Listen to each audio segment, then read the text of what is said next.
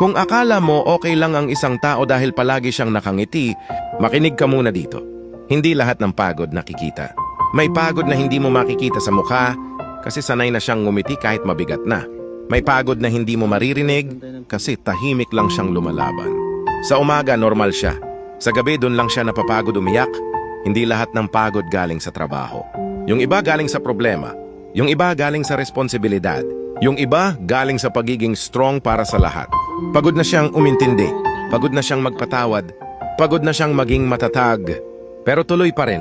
Kasi may umaasa sa kanya. Kung may nakikinig man nito ngayon at pakiramdam mo pagod ka na, pero hindi ka pwedeng tumigil, gusto kong malaman mo, valid yung nararamdaman mo. Hindi ka mahina dahil napapagod ka. Tao ka lang. At kahit hindi makita ng mundo ang pagod mo, nakikita ng Diyos ang bawat laban mo. Kaya huminga ka muna, pahinga kahit saglit. At kapag kaya na ulit, bumangon ka, dahan-dahan. Hindi ka nag-iisa sa laban na to.